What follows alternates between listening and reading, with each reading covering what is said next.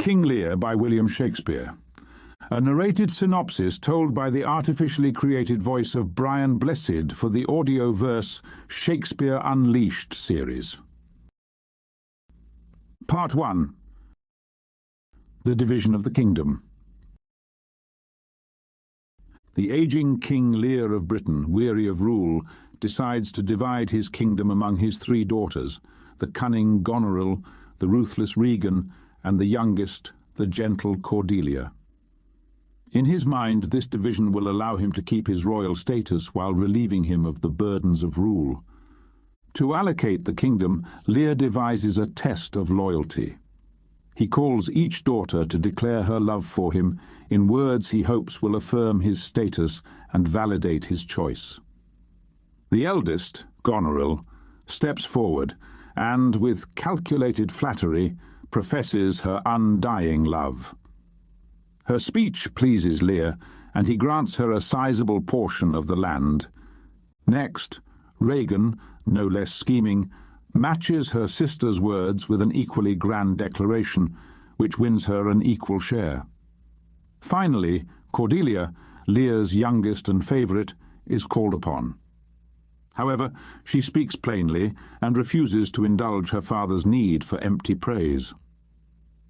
"I cannot heave my heart into my mouth," she says, explaining that she loves him according to her bond, no more nor less. Lear, enraged and feeling betrayed, disowns her and banishes her from the kingdom. The King of France, observing these events, recognizes Cordelia's honesty and marries her, taking her to France as his queen. Lear, now in the hands of his remaining daughters, believes he has preserved his dignity, yet in truth he has sown the seeds of his own downfall. Part 2. A Father's Fall from Grace. With Lear's power handed over, Goneril and Regan quickly grow weary of his presence and his entourage of 100 knights. His eldest daughter, Goneril, openly shows her disdain. Lear, offended, seeks shelter with Regan, only to discover that she too scorns him. The 2 sisters, united in contempt, strip him of his remaining retinue, leaving him with nothing but the shell of his former authority. Lear is struck by their betrayal, his mind buckling under the weight of their cruelty and his own helplessness. He leaves their home and wanders the wilderness, accompanied only by his fool, who speaks hard truths disguised as riddles. As Lear staggers through a fierce storm, his anguish spills over. His mind fractures under the pressure, and he begins to spiral into madness. He rages against the heavens, shouting to the elements, "Blow, winds, and crack your cheeks! Rage, blow!" Meanwhile, another story of betrayal is unfolding. Gloucester, a nobleman loyal to Lear, has 2 sons, Edgar, his legitimate heir, and Edmund, his ambitious and illegitimate child. Edmund, envious of Edgar's inheritance, schemes to ruin his brother. He forges a letter that suggests Edgar is plotting to kill their father, persuading Gloucester that his loyal son is a threat. Edgar, innocent but now branded as a traitor, goes into hiding, disguising himself as poor Tom, a mad beggar who roams the heath. Gloucester is deeply troubled, but unaware of the true villain in his household. His loyalty to Lear brings him into the crosshairs of the ruthless Regan and Goneril. Part 3. The Depths of Madness and Betrayal. As Lear's madness worsens, Gloucester, horrified by the king's plight, resolves to help him. He hides Lear and arranges for his safe passage to Dover, where Cordelia, now Queen of France, has landed with an army intent on rescuing her father. However, Gloucester's kindness does not go unnoticed. Edmund, now entrenched in his role as an agent of Regan and Goneril, reveals his father's plan to them. Regan and her husband, Cornwall, exact a brutal punishment on Gloucester, accusing him of treason. In a horrific act, they gouge out his eyes. Cast into blindness and despair, Gloucester is led into the wilderness, guided only by his sense of touch and a fierce hope to be reunited with his loyal son, Edgar.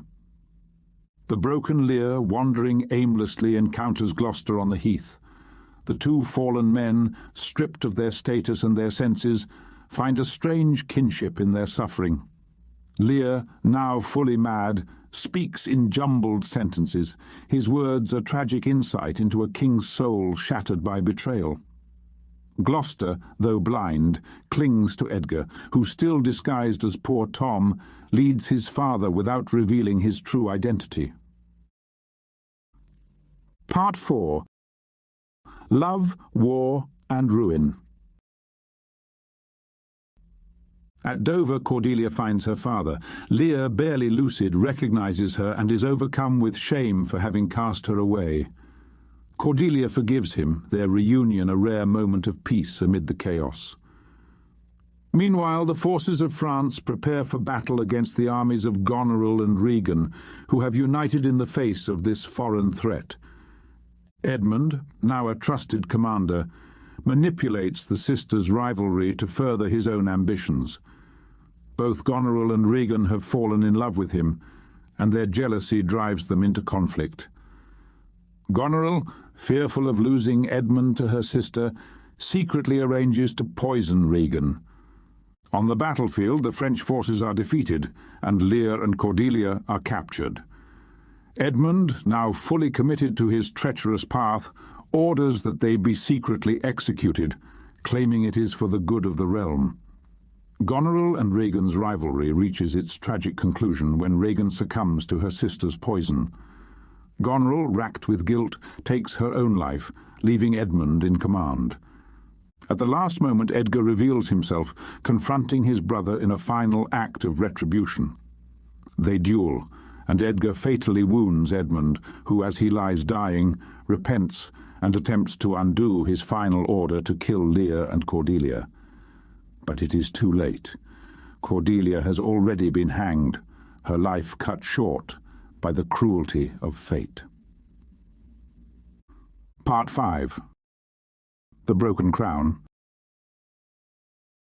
Lear enters, carrying Cordelia's lifeless body in his arms, his grief immeasurable. He speaks to her as though she might still live, hoping for a sign of breath, a sign of life. He begs, he pleads, but the finality of death surrounds them. Lear's sorrow reaches its peak, and in a final cry of agony his heart gives out. He collapses beside his beloved daughter, his spirit broken.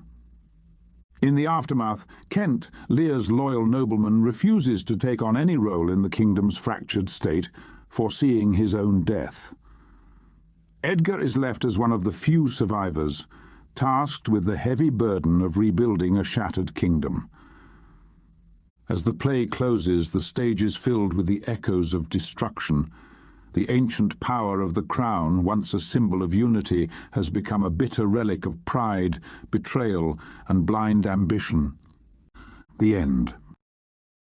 King Lear stands as a testament to the fragile bonds between family and power, and the depths to which human nature can descend.